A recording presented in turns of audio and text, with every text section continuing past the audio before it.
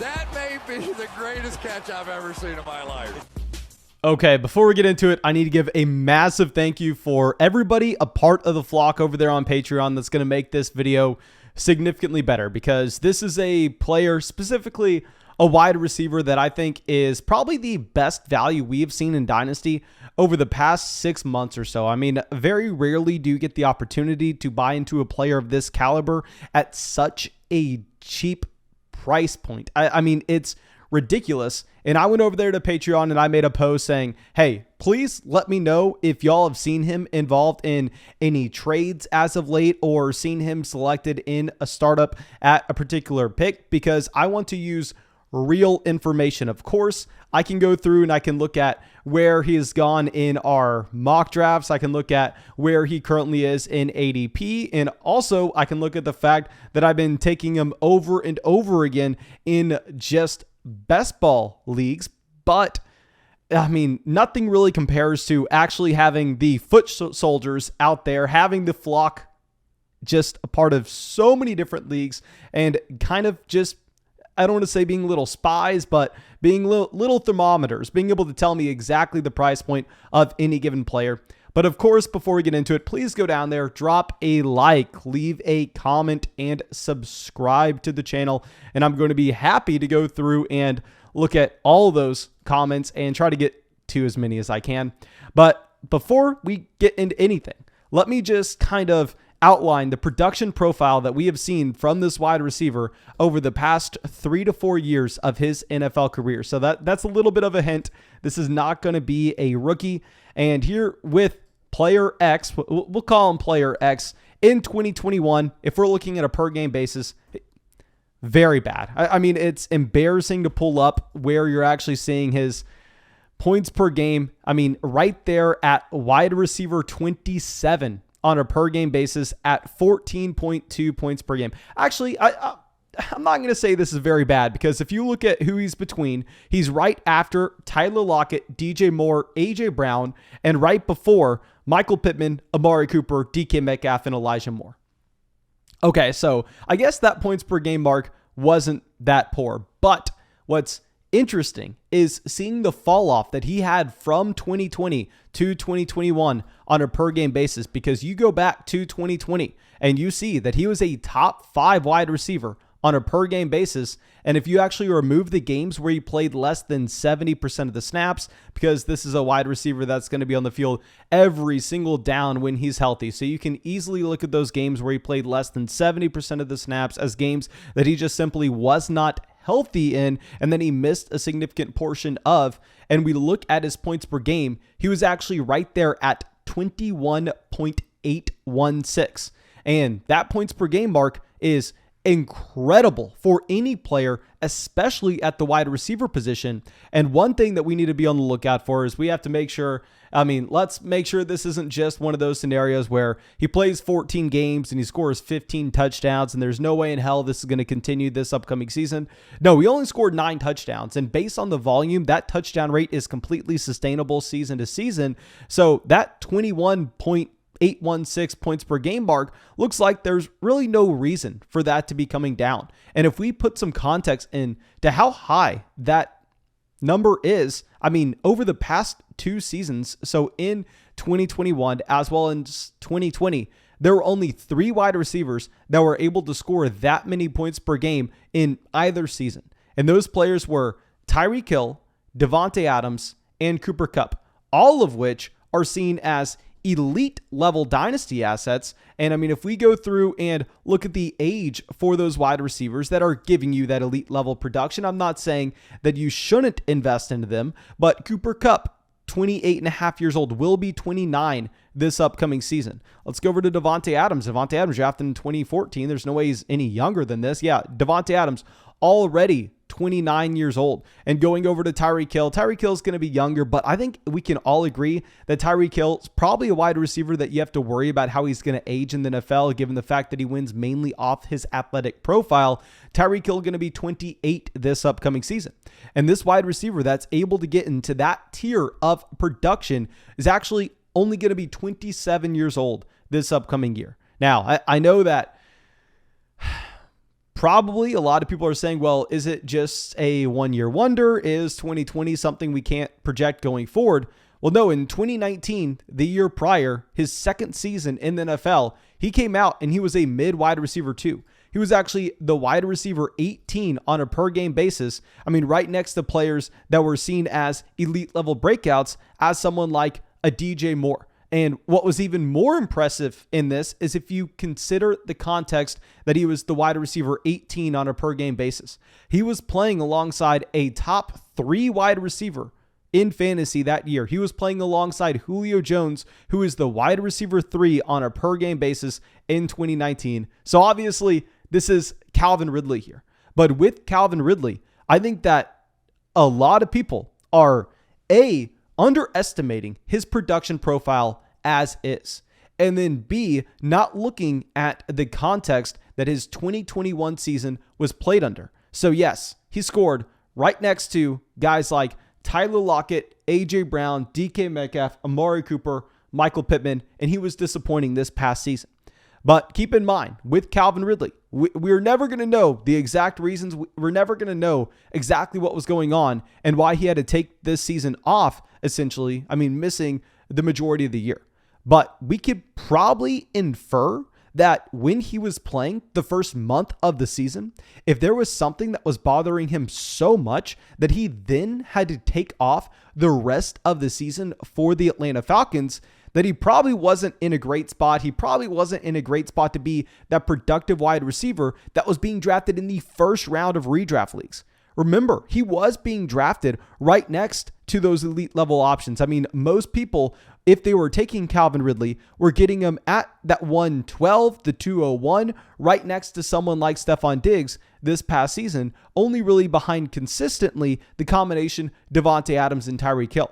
Those were the expectations coming into this past year. And with Calvin Ridley, while the points per game and the overall production did disappoint, I think that that's no fault to the talent itself. That's no fault to the situation. It's something that we really have never dealt with in Dynasty before, and that's a player taking a year off due to his mental health. We don't know, whatever it may be. All reports now are saying that Calvin Ridley is going to be playing this upcoming season.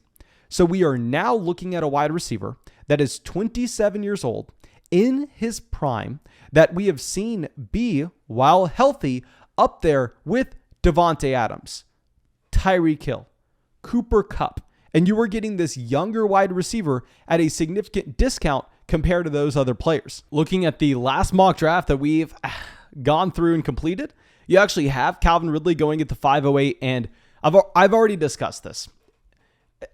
I don't want to make excuses. I want to say I got bullied into it. We ended up taking DJ Moore ahead of him.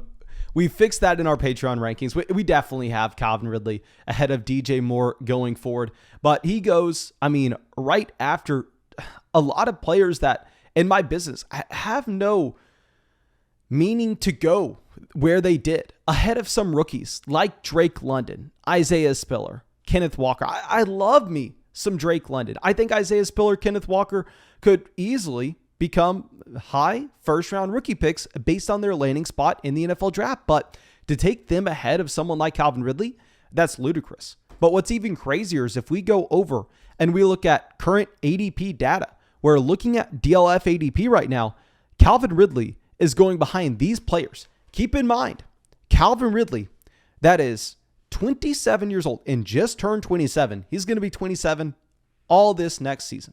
And 2 years ago, I mean, you had him right next to guys like Cooper Kupp, Davante Adams, and Tyreek Hill, the only other players that are able to have that same type of ceiling as Calvin Ridley. And Ridley is going behind Elijah Moore, Keenan Allen, who's about to be 30, Keenan Allen, who has never come close to the ceiling of Calvin Ridley, David Montgomery, Derrick Henry, who's 28 years old, Terry McLaurin, who is about 6 months younger than Calvin Ridley, Terry McLaurin, who has never posted a top 10 wide receiver season, and clearly is nothing close to what we saw with Ridley just the last full year that we had. Devonta Smith, who his rookie year wasn't as good as Calvin Ridley's rookie year. And that's not to mention the elite breakout that I just can't get behind this. I can't get behind seeing Calvin Ridley this low.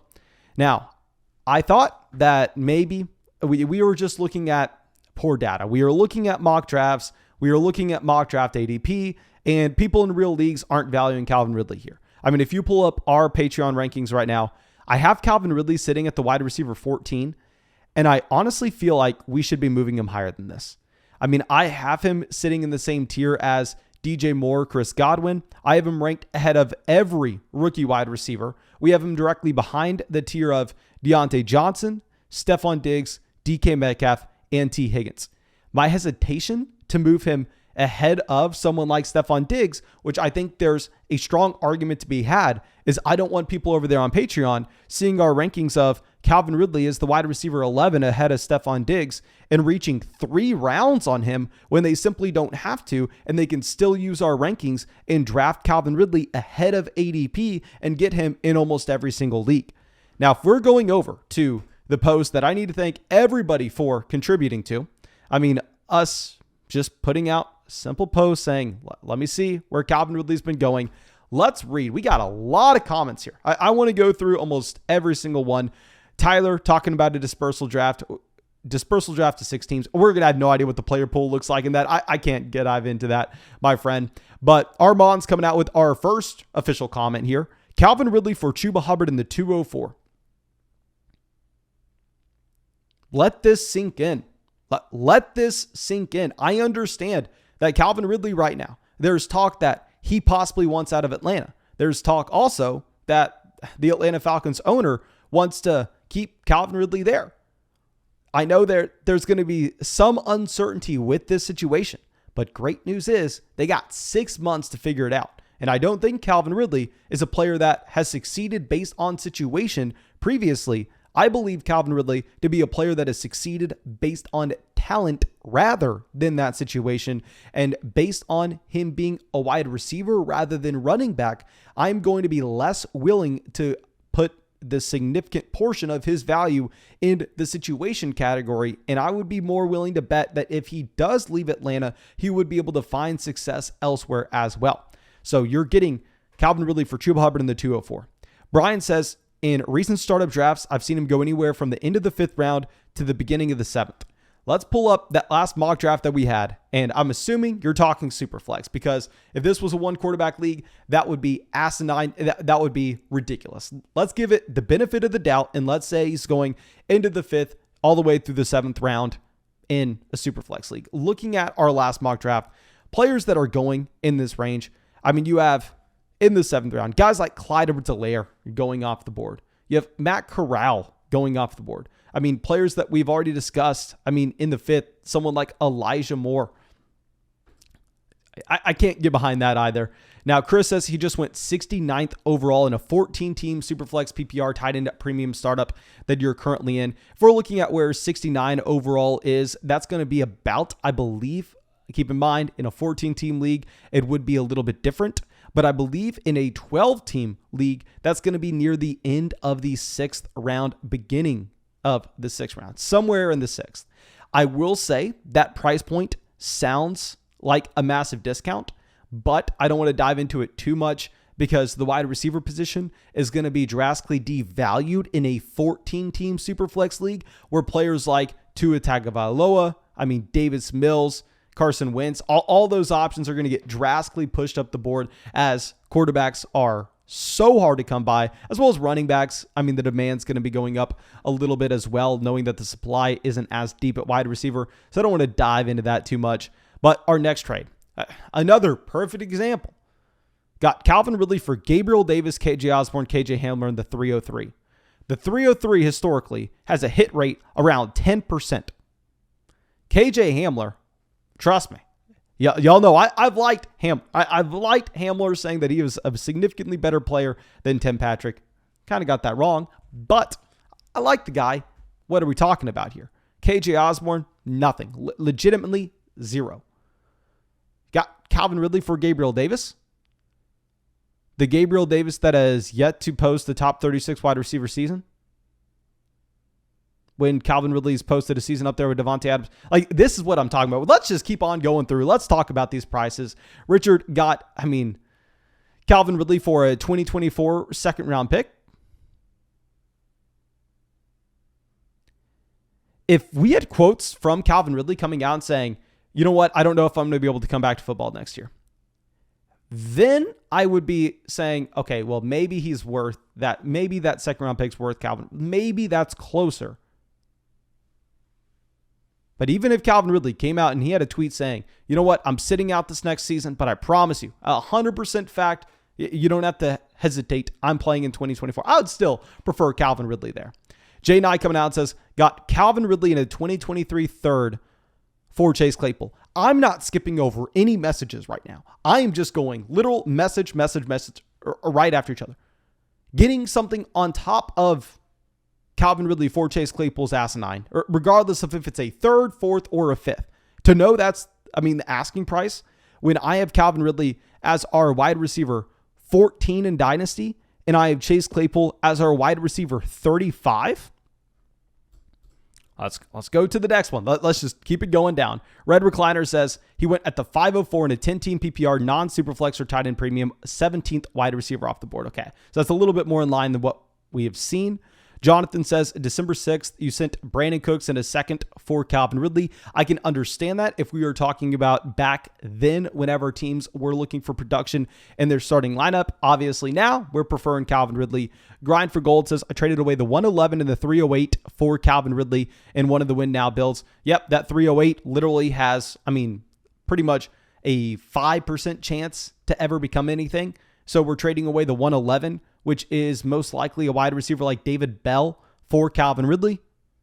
Calvin Ridley, a significantly better prospect than whoever you're getting at the 111. Comes out, dominates in the NFL, still in his prime.